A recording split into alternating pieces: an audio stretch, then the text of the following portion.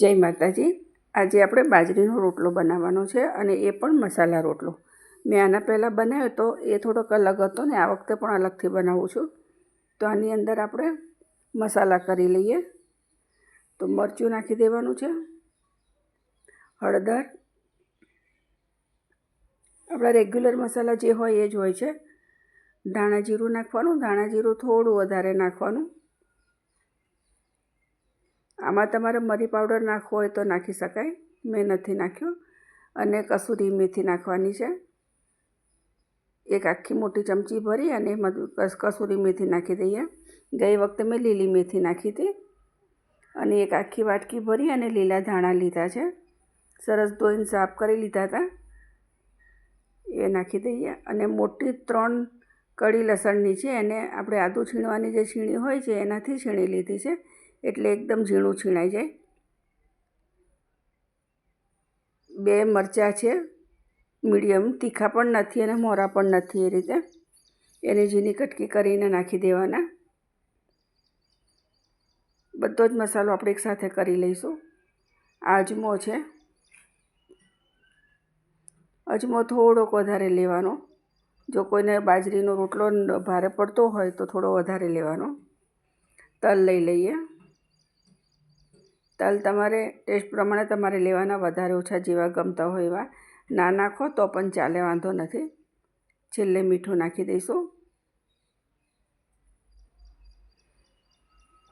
અને મોણ નાખવાનું છે, પણ આમાં તેલનું મોણ નથી નાખવાનું, આપણે ઘીનું નાખવાનું છે। તો મોટી ચમચી હોય તો 2 ચમચી ને નાની હોય તો 4 4.5 ચમચી જેટલું નાખી દેવાનું અને બધું સરસ મિક્સ કરી લેવાનું।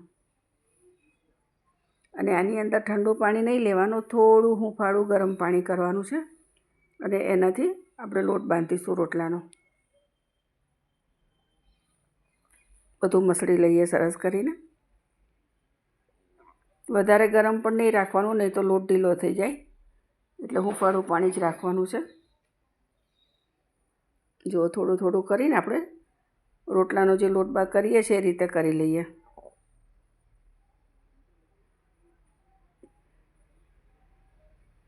જો આવી રીતે બાંધી લેવાનો, થોડો ઢીલો રાખવાનો લોટ, એટલે એકદમ પોચો રોટલો થશે।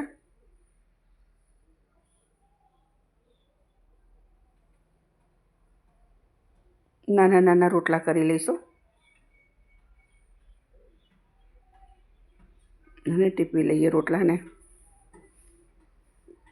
તમને હાથથી ફાવે તો હાથથી કરવાનું, ના ફાવે તો પાટલી ઉપર થોડો લોટ નાખીને કરશો ને તો પણ સરસ થઈ જશે।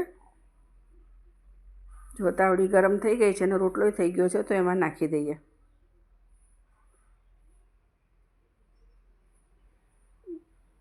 હવે થોડી વાર પછી આપણે પાણીવાળો તવીથો કરીને પછી લેવાનો છે, એમને એમ લેશો તો અંદર ચોંટી જશે। એ પાણીવાળો તવીથો કરી અને રોટલો ફેરવી લઈએ।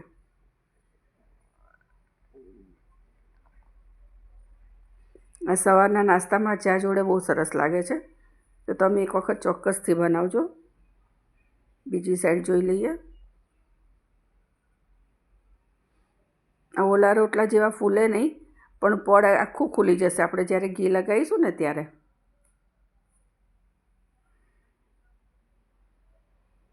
થોડું પાણી લગાવી દેવાનું એટલે રોટલો કડક ના થાય, પોચો રહે સરસ। કડક ભાવતો હોય તો વાંધો નહીં। જો હું તમને ખોલીને બતાવું, આખું ઉપરનું પડ નીકળી જશે। હજી થોડો ગરમ છે।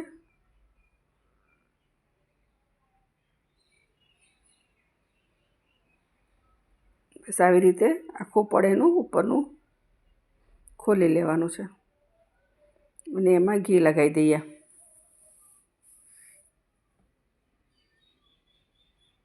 મોણમાં તો નાખ્યું હતું, પણ આમાં પણ સરખું ઘી લગાવવાનું છે કે ક્યાંય રોટલો બાકી ના રહી જાય ઘી વગરનો, એ રીતે।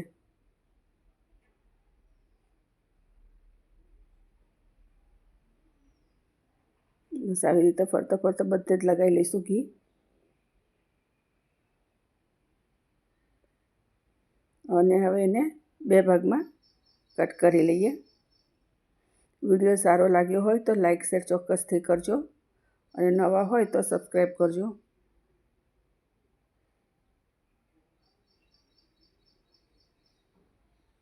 જુઓ વિડીયો મારો કેવો લાગ્યો મને ચોક્કસથી કમેન્ટ કરજો. તો મળીએ બીજા વિડીયોમાં. જય માતાજી.